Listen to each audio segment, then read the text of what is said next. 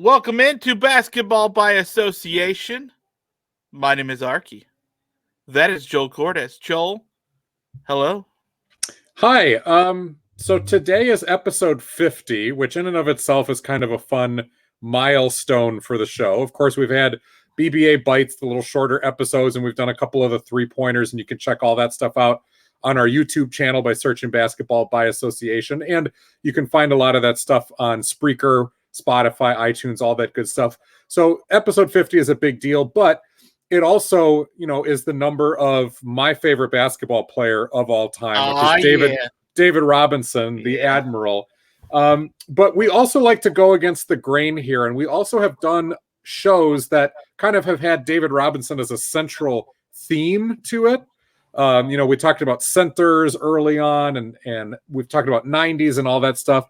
So there's a part of me that just wants to go against the grain, and instead of calling this a David Robinson episode, we're going to go with another big man from the same era who also wore number 50 and was nowhere near as accomplished, but he was kind of a pop culture phenomenon for a very short amount of time, and also one of my favorite oddball franchises of all time, the Vancouver Grizzlies.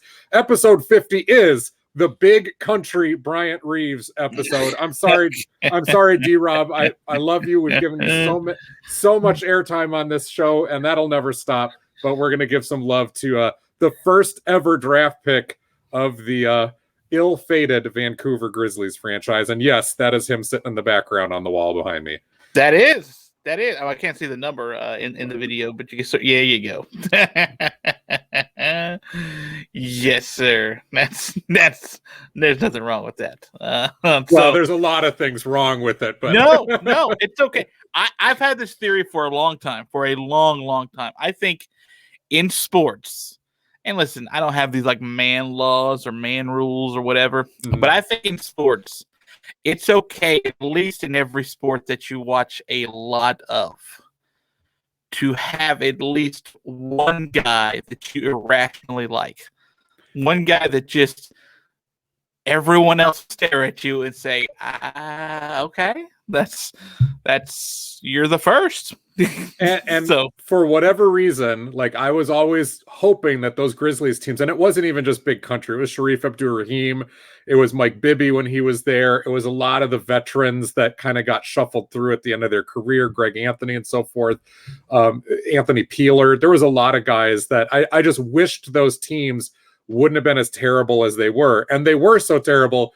But as a kid in the 90s, you and I have talked about the jerseys and the ridiculousness, but it's hard to beat the Grizzlies like early era tribal symbols on the piping. Their court was just so gaudy. You had the teal color, which of course is the color of the 90s, and seemingly everyone went teal, but it was really cool these last season and a half to see the Grizzlies kind of bring that back in Memphis and to have the old school court, the old school jerseys again. That's just been really fun to watch. And we won't spend any more airtime on Big Country, but you're right.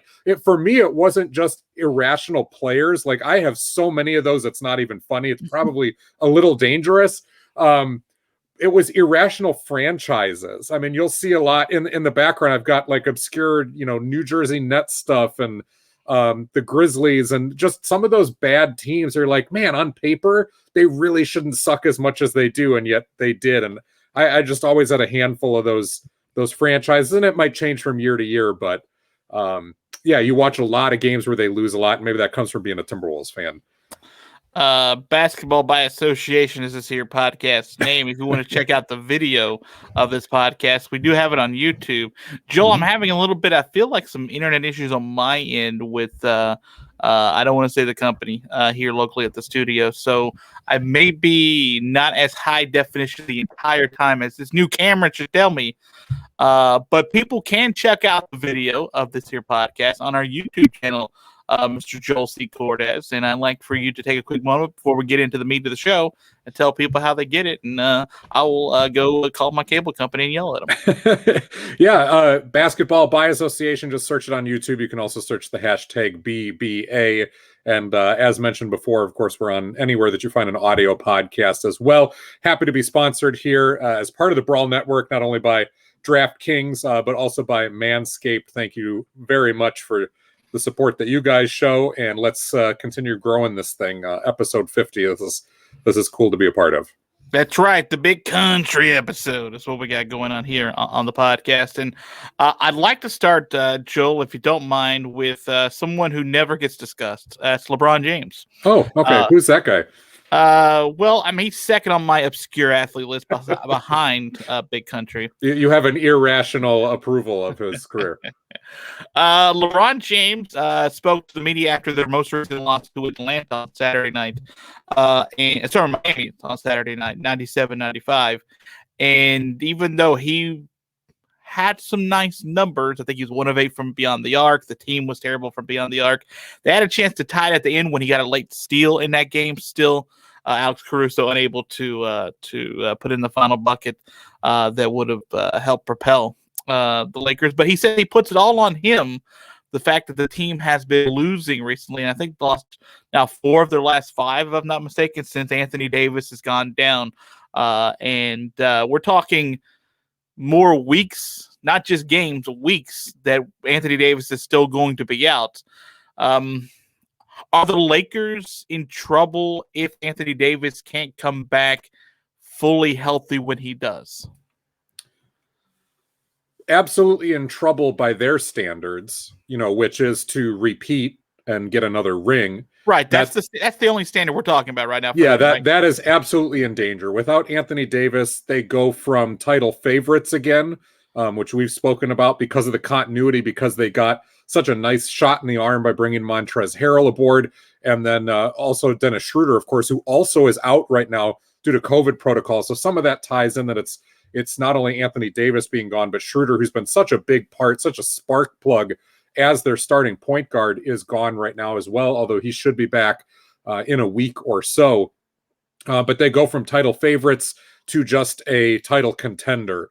And most teams, of course, would be happy with that. And you and I have talked about a lot this year how health, especially COVID protocol health, might be the difference between a team's dreams and really falling short of that. Obviously, regular injuries happen throughout the year, and Anthony Davis is no stranger to these sorts of nagging injuries. He's always been a guy throughout his career that seems to pick them up a little easier than others, and they seem to last a little longer than others. It's not a lack of toughness. I mean, you will see Anthony Davis get there and mix it up. He's not avoiding contact or anything like that, but he is just a guy who has had this happen to him. Some of it's been bad luck, wrong situation stuff, and other times it's just been routine basketball plays and his body doesn't handle it very well. So you knew what you were getting with Anthony Davis in that regard. It's the one downside to him amid all the other MVP caliber upside. But then you've got the COVID thing floating out there, and the Lakers have been very lucky up to this point that they really haven't lost many guys for long. I think Caruso was gone for a little bit with something like that as well. And now it's Schroeder's turn. So they've got to hope that nobody else gets out, that they don't have a prolonged exodus like teams, like the San Antonio Spurs are dealing with right now. Previously, Dallas had a whole bunch that were gone. And there's been other teams that have just lost a ton of guys at once, and that really hamstrung them. So this is a precarious moment. I know the next question then, Arky, is, does LeBron need to do more? Does the supporting cast need to do more? Because that was the question being asked LeBron and those guys. I mean, it's got to be a both and, right? Well, LeBron did say that they don't have to pick up any more slack, that they're doing everything that they can, that it's got to be more on LeBron. And it's hard to sort of just say completely no to that when you see he goes 1 of 8 from beyond the arc. But the team against Miami was awful from beyond the arc. So it's not. And they were decent. They were decent looks too. They were pretty decent looks by and large. Like it can't just be. And listen, sometimes you lose some of these games, and it just happens. Not all the shots are going to go for you, but it can't just be all on LeBron. Can it really? No, it can't. But I think he is at this point in his career where, yes, as the alpha male leader on that team and being the LeBron James that he is, of course he's going to say the things that he said, and it's a sign of leadership. It's a way to circle the wagons around him. But at the same time, if LeBron James is going to have to step up offensively and go better than 1 for 8 and try to set guys up for easy shots over and over and over again, even if they don't make them. That slack that's going to have to be picked up for LeBron is not necessarily on the offensive end, it's on the defensive end. He is at that point in his career, and we've talked about this before, where you can see him take plays off. He's been doing that for years. He'll take stretches off. He's no longer the lead defender on the other team's lead guy every single play, but he'll do that for stretches, and he can still dominate during those stretches. Part of the issue was with Anthony Davis there, he could oftentimes take the other team's best big guy or best, large wing, whoever it was, or Anthony Davis so eminently switchable, just like LeBron is. So it's not just, hey, you've got another guy that you can run the offense through, who can create offense for himself, who's a walking double-double, who can give LeBron a breather there. I do believe the Lakers will be okay on the offensive end. They've got shooters. They just didn't make shots, and LeBron is still elite. But on that defensive end, and this has been a very good defensive team, this is where you really need the rest of those guys to step up. And somebody like Kentavious Caldwell-Pope, somebody like Wes Matthews, even though that's a lot to ask of him, but especially Montrezl Harrell and Markieff Morris, and even Alex Caruso a little bit too. Like, their defensive assignments are going to go up by at least one notch. They're guarding somebody above where they normally would, and they got to hold their own now. And it's really like, let's just sort of broad picture and broad stroke this for just a half a second. It's hard to say that your team is going to be anywhere near the same when you lose Morgan Anthony Davis. A talent like that, you don't just lose, just be fine. No, you don't. The Lakers aren't. They're not going to sit and make excuses for it. But there's a difference between excuses and reasons. And this will certainly be a reason if the Lakers go on a bit of a skid like they are now. If they drop into the 4th seed, somewhere around there. It's similar to what Milwaukee's been dealing with. Drew Holiday went down, and now all of a sudden they're 5-5 in their last 10, and they were sitting in first place or hovering around it. And Philadelphia's jumped back up in there. The Nets have surpassed Milwaukee. Nobody's going to use that as an excuse, but it certainly is a contributing reason. And the standings, they're going to be fluid all year. You and I talked about within the first 2 weeks of the season about how this is kind of a parity year and nobody's really going to run away with it. The team that's running away with things in the East or in the West right now is the Utah Jazz, who are 2.5 games ahead of the Clippers and Lakers. So are they really running away with things? No, they're just playing above expectations. And I got to say this, I'm sorry, Jazz fans, but we've seen Utah go on these mid-season tears where they rattle off 20 out of 23 and stuff like that. We've seen them do this for, it feels like, the last 5 or 6 seasons. Like almost every year of the Quinn Snyder era, they put together a really nice stretch like this, and you always see an article from Bleacher Report or ESPN or whoever, the Utah Jazz have arrived. And almost as soon as that happens, they regress. Somebody gets hurt, they go on a skid, and they wind up back in that 4th, 5th seed. So no, I'm not a Utah Jazz believer that they are really the number 1 seed in the West.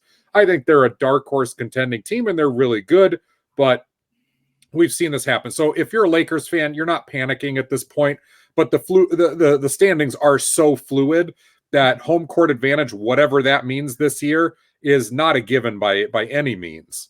Let me ask you about a possible adjustment roster-wise in just a moment. But first, I'd like to talk to you, Joel, if you don't mind, about your balls. If just briefly, a common topic on this podcast for whatever reason, almost disturbingly so. Yeah, well, I just want to make sure, you're keeping them tight. Like we're keeping the landscaping around the mailbox nice and clean for the mail woman, if you know what I mean. Mm-hmm. Your concern is so laudable. I'm glad. Hey, listen, I just want to make sure that all the deliveries for you get there and not get returned to sender. If you know what I'm saying.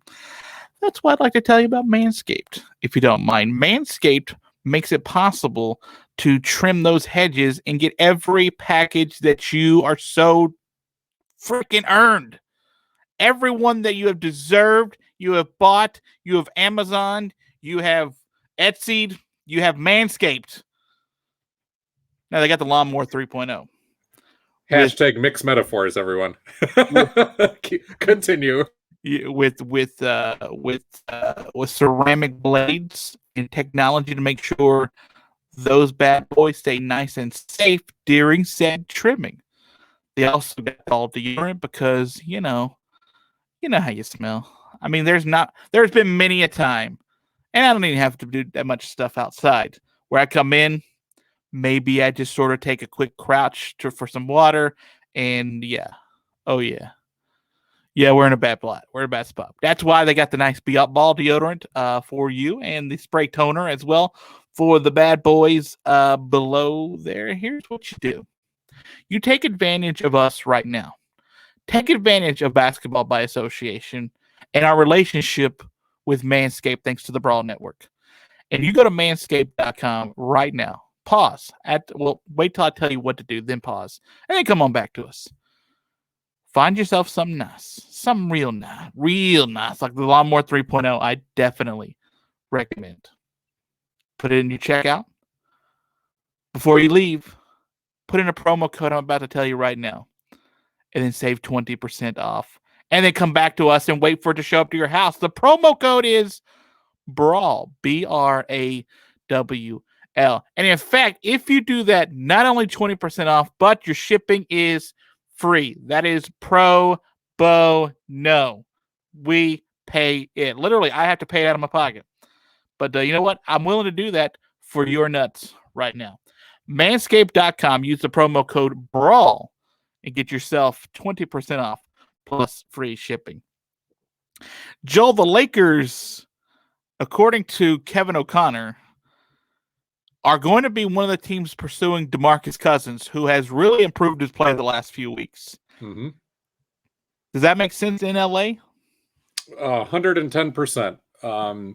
We talked about the Rockets' kind of precarious situation a week or two ago when we were looking at trade line buyers and sellers. And of course, if you haven't checked out that episode, you can go to our YouTube channel, search us on the YouTube's Basketball by Association.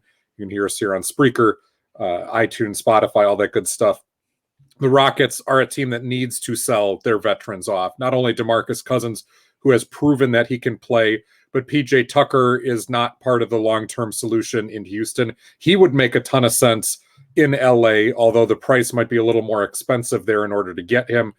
Even somebody like John Wall or Victor Oladipo, if there was somebody out there, and I'm the Rockets, I'm listening. But from the Lakers' perspective, you're without Anthony Davis for all the reasons we just said. DeMarcus Cousins is nowhere near the offensive player that he once was, much less what Anthony Davis is. He certainly is not helpful on the defensive end. He's a big body. He's still a smart player, but the leg injuries have sapped DeMarcus Cousins of a lot of that lateral quickness. But it looks like it's improved enough to the point where you can scheme for him defensively. If you're adding DeMarcus Cousins to the Lakers, it's a guy, again, that for very short stretches of time, you can run a couple plays through. He can knock down a shot. He can do a post-up. He at least keeps the defense honest. He's been known to hit a three-pointer now and again. He certainly is not washed up as a contributing player. The question, of course, becomes, if you're the Lakers, you don't have a lot of pieces left in the old war chest because you are a title contending team and you have spent a lot to assemble the supporting cast that you have right now. Guys that maybe could be on the chopping block probably don't interest a rebuilding Houston Rockets team. You know, a Wes Matthews doesn't make any sense right there. Some of the guys, though, that probably Houston would be interested in a trade, whether it be guards Alex Caruso or Talen Horton-Tucker, those are kind of LeBron James's guys. You know, he's been really high on both of them. They've shown flashes, Caruso a little more than Tucker, although Caruso's gotten a lot more opportunity than Tucker has. So you wonder whether, you know, LeBron James, who signed off on Cousins being there last year, and of course Cousins in LA really didn't get to play because he was hurt again, whether they'd be interested.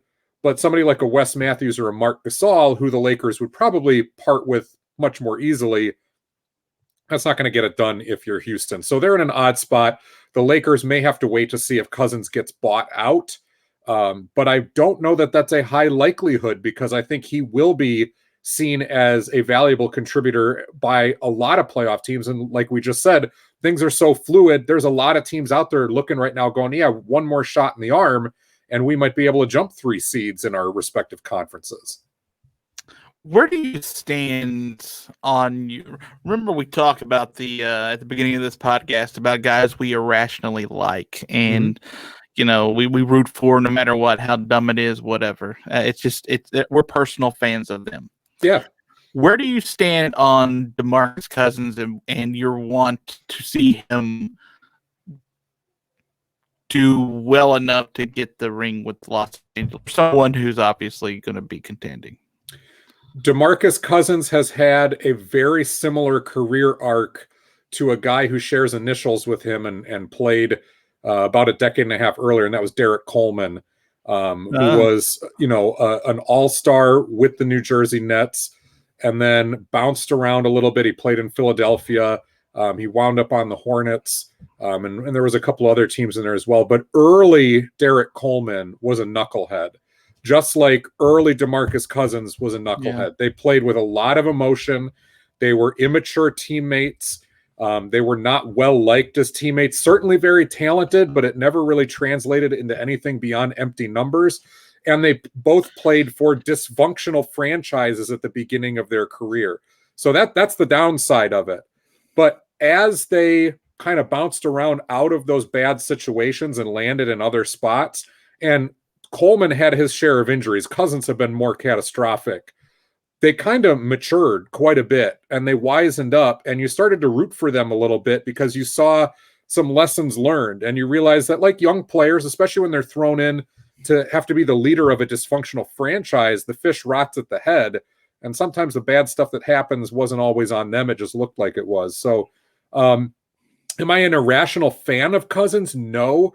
But would I be rooting for him, and have I been rooting for him to get back healthy again and to be a valuable contributor on a team and to get to win in his career? Absolutely. Now, remember, Cousins did get to go to the NBA Finals with the Warriors, but they lost to the Raptors. So he's at least been to the promised land once. And I think barring injury, he can still stick around in the league and be productive for a while. And we're going to remember him in a totally different light than the beginning of his career arc would have been.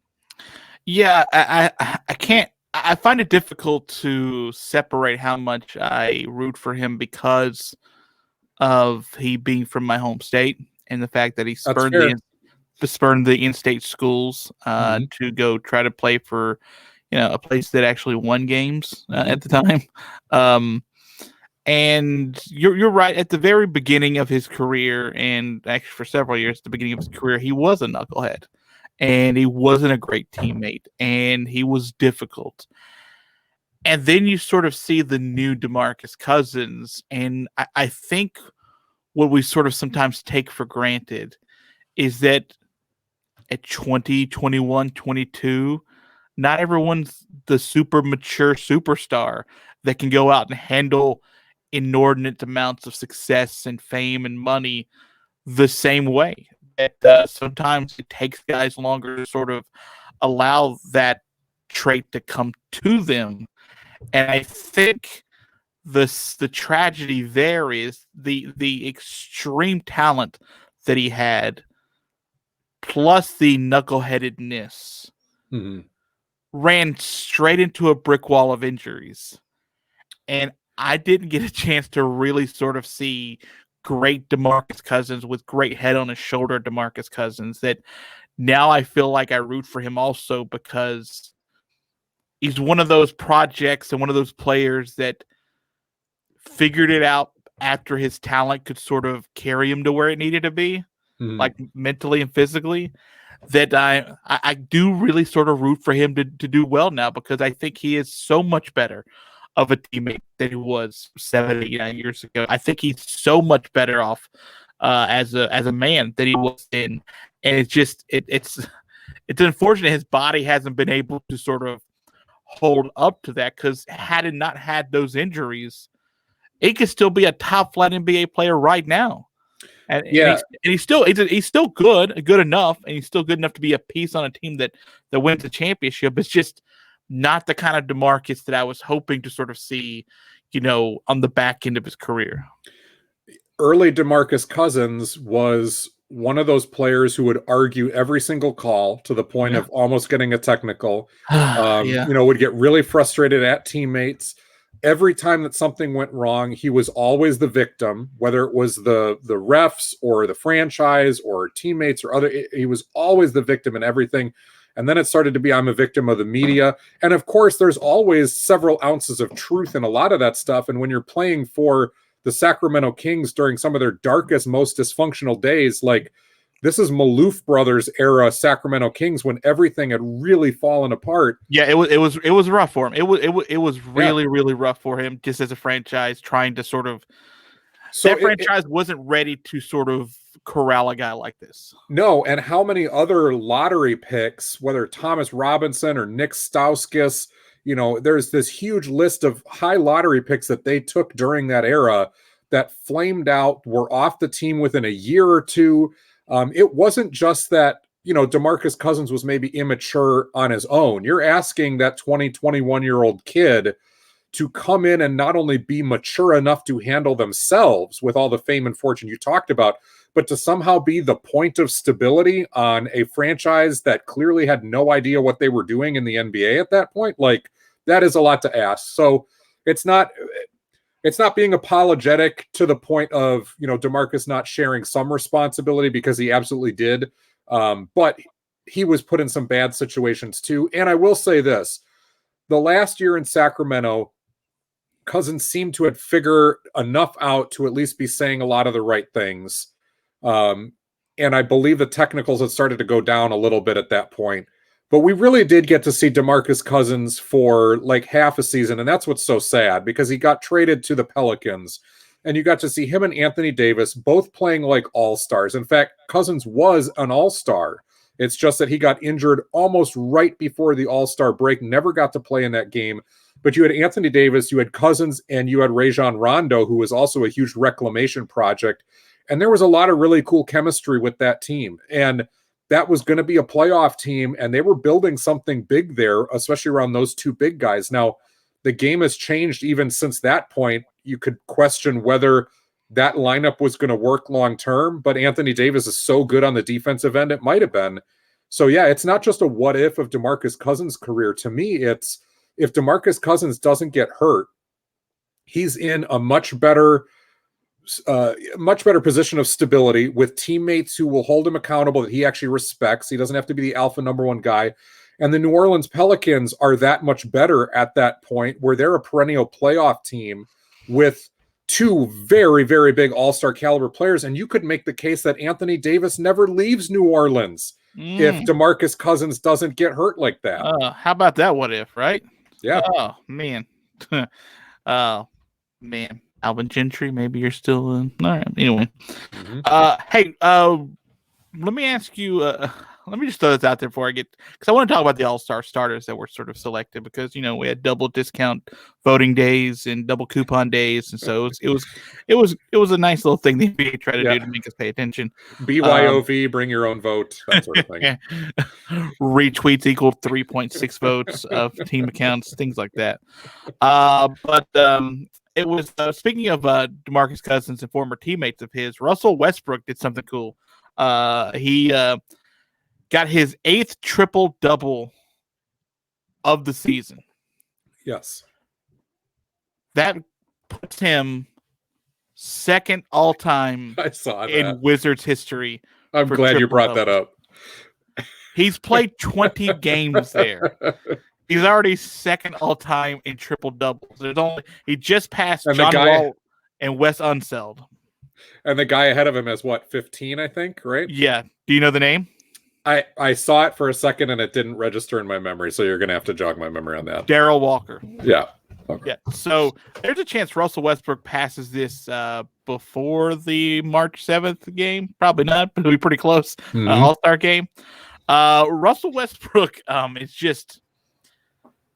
He's lost out there in Washington. We just don't get a chance to pay attention to him, but he's still putting in lots of effort and doing lots of cool things on the stat sheet. We just don't sort of see nearly as much because Washington is utter garbage.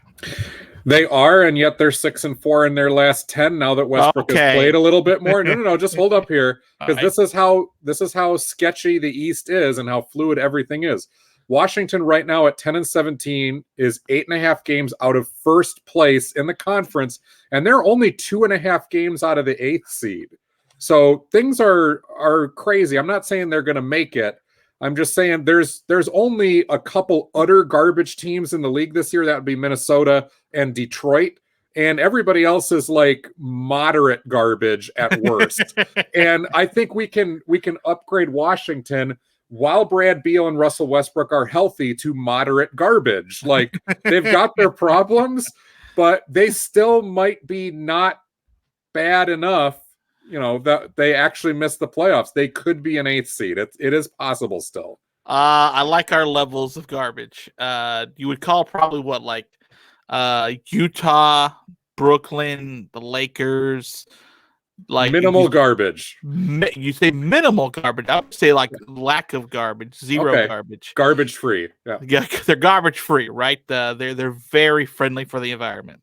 Okay. And then you get down to the bottom, which is utter garbage, and just above that is moderate garbage. Yeah, and maybe the second tier of teams, you're talking Milwaukee, Boston, Indiana, the Suns, the Blazers, teams like that sit in the middle. Those would be your minimal garbage. So, okay, so I'll go no garbage, minimal garbage, moderate garbage, utter garbage, hot garbage. I mean, if you want, on certain nights, if Minnesota's only going to put up 81 points, that's hot garbage. But then in that 81-point game, you get the Anthony Edwards dunk of the year over Yuta Watanabe. So, I mean, there's always something good that happens even with hot garbage. But sure, sometimes we accidentally throw away something that's half eaten and we still would have finished it. Yeah, that's fine. But it's still in the garbage. Like, we're not going back after it. Okay, so I do want to talk about the All-Star game and the starters being announced for that. It's Team Bron versus Team Durant or Durantula or the Servant. Is he done being called the Servant? We're done with that, right? Yeah, that one never really caught on, and probably for good reason. I do love the fact that he tried, like, it was his idea. Mm-hmm. He was like, "Hey guys, check this one out." The naming of the self has really only worked with Black Mamba. Like, I can't think of too many guys who have tried to give themselves a nickname recently in the NBA, and everyone's like, "Oh yeah, that's really sweet. Let's do that." But did Kobe give him that name? Yeah, Kobe started calling himself Black Mamba. I thought somebody else hit that on him, and then he just ran with it immediately. No, he was I'm like this type of snake. Here's this type of snake none of y'all have ever heard about, but this is the one. We're like, all right, Kobe, cool. I didn't know you read so much about snakes. And at first it was kind of lame, but he just kept speaking it into existence and calling himself that. And eventually we're like, yeah, I mean, it's Kobe Bryant. You want to call yourself the Black Mamba? And then, of course, there was like all the weird generic offshoots, and people are like, Brian Scalabrine is the Red Mamba of the Boston Celtics and all that that's hot garbage right there. But thank you. I do remember that. I do remember. But yeah, Kobe anointed himself Black Mamba.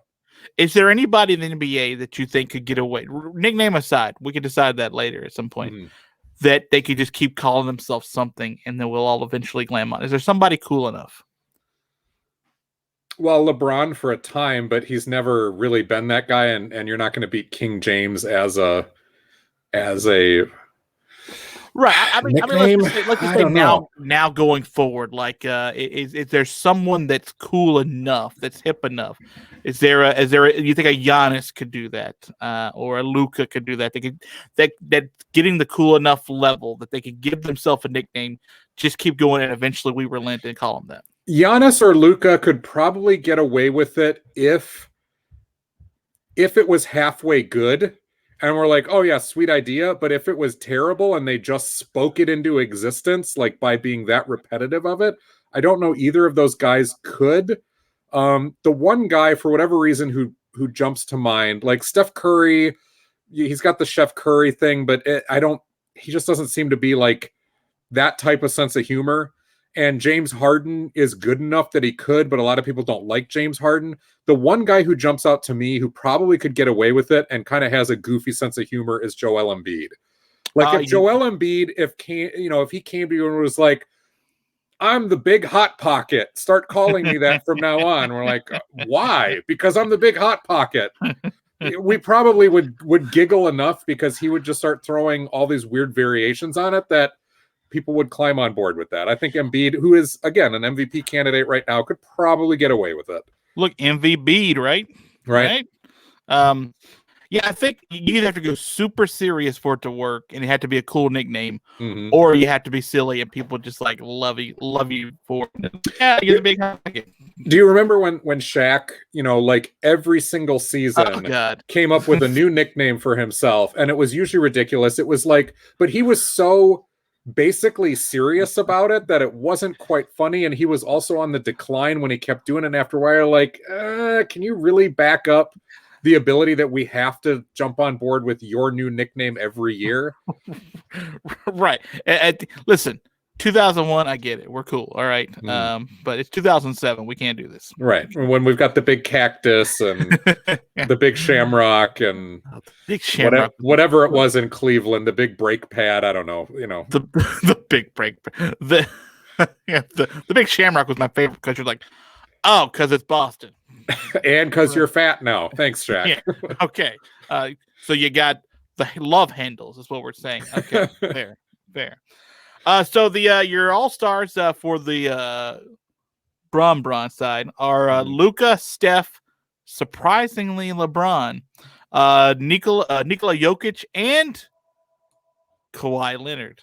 That is your Bron side. Your KD side is big buddy Kyrie Irving, who literally spent like a third of the season not participating. Yeah, we're going to talk about him in a minute because that's the only one that grinds my gears, so to speak.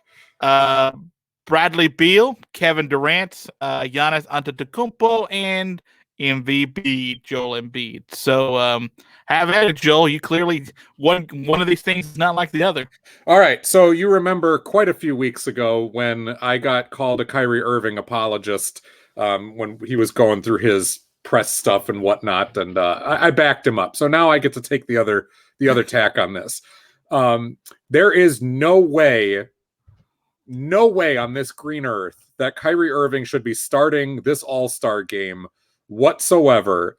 Not only because he's missed a lot of games by injury, he's missed games by choice.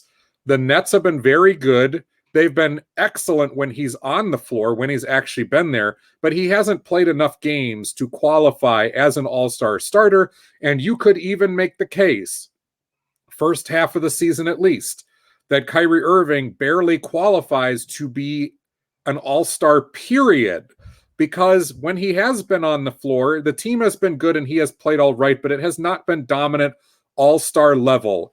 When you are telling me that Kyrie Irving is going to be a starter, but James Harden, who has just as much baggage, if not more, but who has played more and played better, that he's not going to start, or somebody like Zach LaVine, who has been an absolute flamethrower, especially over the last month and a half, that somebody like that isn't starting.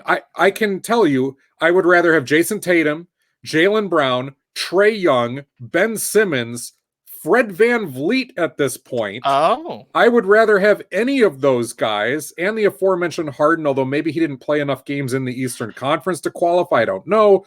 I would rather have any of those guys in the starting lineup over Kyrie. If Kyrie somehow got a coach's pick to be on the, in the All-Star game coming off the bench, I can live with that, but not in the starting lineup. There are so many other people who are more deserving. And I think, honestly, like Ben Simmons got screwed here.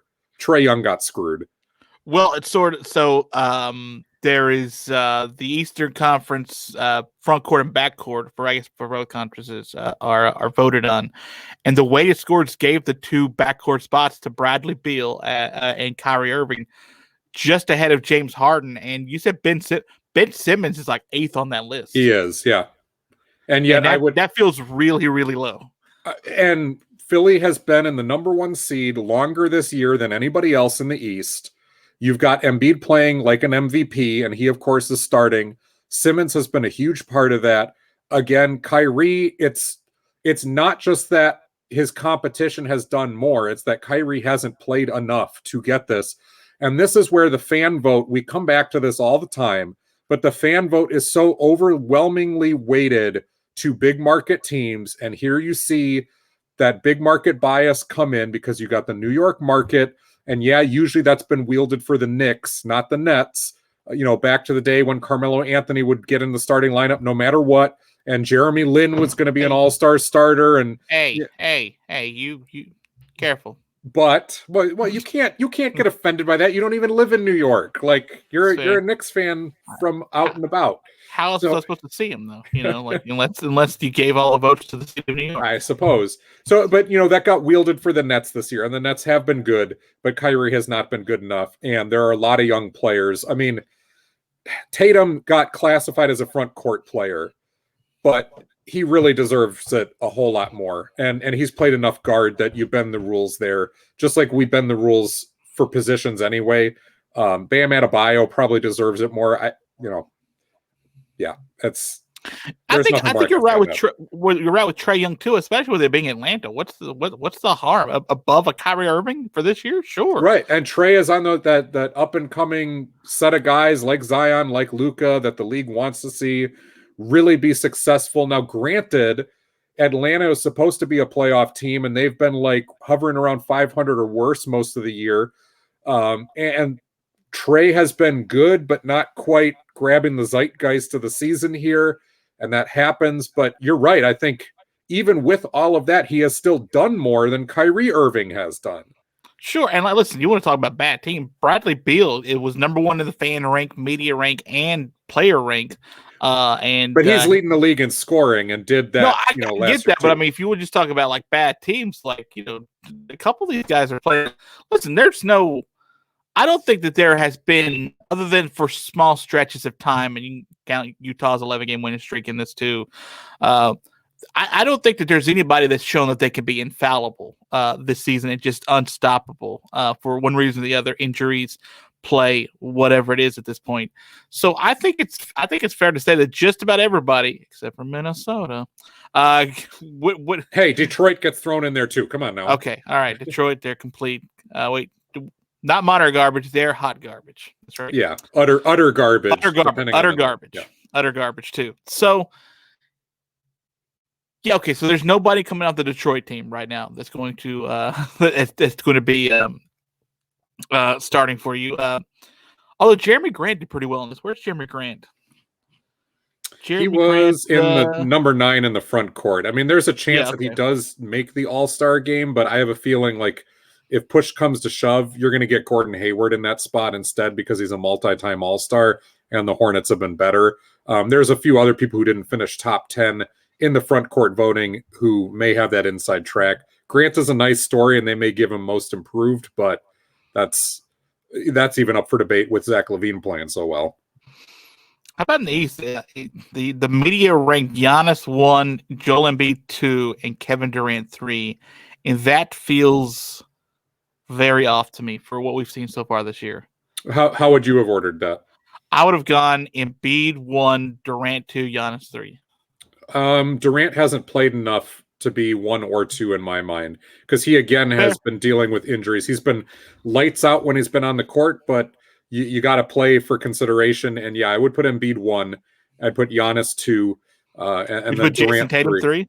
Probably. I'd put him and Durant 3A, 3B because Tatum has played a little bit more, although he did miss some time. Also, Brooklyn right now is better than Boston. So, I mean, this is so subjective. This is why you never put much stock into any of this, because here we are sitting and whatever rule we make, we break it for that other guy that we like a little more, Oh, sure. Listen, like if I can get Big Country in this year, I'm good for that too. Like if that's what we're doing. I think he did make an All-Star game, I believe. Do you find it interesting that LeBron swept the fan, player, and media number 1 rankings? Considering the year that Jokic is having right now. Jokic's year is... Now, granted, he's 2. He's not far off, but still. Yeah, Jokic's year is heavily diminished by the fact that Denver got off to such a poor start and has had so many identity problems like you and I have talked about. Now, again, Jokic is putting up phenomenal numbers, and Harden put up phenomenal numbers on some Houston Rockets teams that were deeply flawed outside of the couple of years that they were a true contender. So, again, sometimes these caveats, these asterisks get ignored depending on what the narrative is. But the Lakers, they were the number one team in the West for quite a while this year until Utah got hot and until Anthony Davis got hurt. And LeBron is at that point in his career, like we saw with Kobe Bryant, where there's going to be a lot of legacy award and a lot of legacy credit. LeBron is still earning it. But I think there's also going to be some of these nods that happen where you go, is he really still that good? The answer is, for LeBron, more often than not, yes, but all the time, not necessarily. Yeah.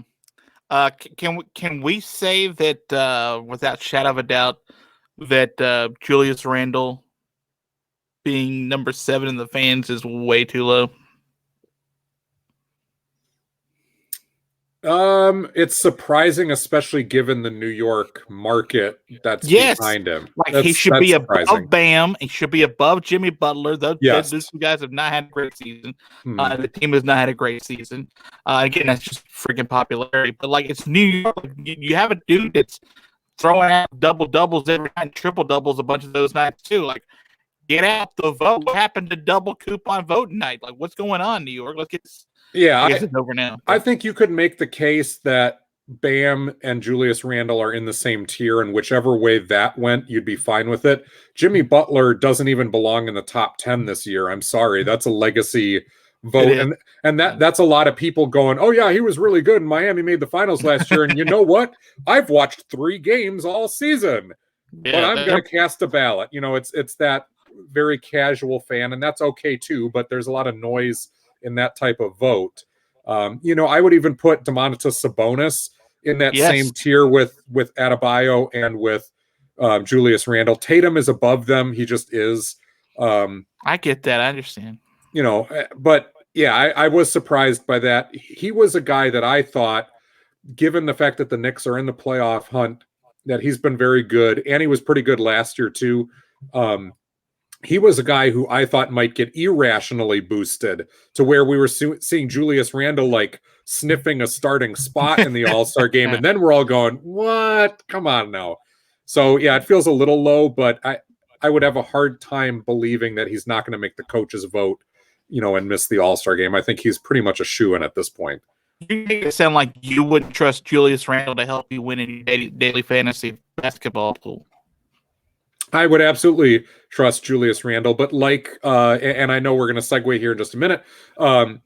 Julius Randle, like his real life counterpart, fantasy Julius Randle, you build around and you build a very specific type of team around him. He's not going to fit in any and every situation, but he still can be a building block. If you're looking to get your building blocks together and win up to $1,000 with your first deposit, you got to check out DraftKings. You create that new DraftKings Sportsbook account. You make your first deposit, minimum $5. DraftKings will match 20% of your deposit amount up to $1,000 total for new customers. And from there, you pick your favorite games or markets to bet on. You follow the action. You can build out your team. There's so many different ways to play at DraftKings. You can do season long. You can do daily fantasy. There's all sorts of different wrinkles to that. You want that $1,000 deposit bonus, though, courtesy of the Brawl Network. Just go to dkng.co/brawl 1K. That's 1K for 1,000. dkng.co/brawl 1K. Thanks to DraftKings, the Brawl Network, and BbA. And thanks to you, Joel C. Cordes, for joining this here pod on a beautiful, beautiful day in the neighborhood. We'll keep on chugging along and hopefully get Julius Randle in the All-Star game. There's no way he's not in the game, right? Like, he's in, so he's got to make it. Yeah, he's absolutely. Fine. So, will not be fine as if we see Kyrie show his face in Atlanta. Do not show your face, Kyrie. Don't you do it. I have a feeling he will show his face and be around. There's no reason. Raise some money for some attorney general candidates or something. Come on. There's got to be something better on your plate. Joel, thank you for your time, brother. All right, so that's the Big Country episode. It is in the books. Again, everybody, check us out on YouTube. If you want to see the video version, just search Basketball by Association or the hashtag BbA. And if you want the audio version, we're on Spreaker. We are on iTunes, Spotify, Lots and lots of others. Arky, you know the full list of everything. Where else can people find us? It's basically everywhere. Yeah, if you get podcasts, we're there. Just search for us. We're good. We good. See you, buddy. So we'll do this again midweek. See everybody.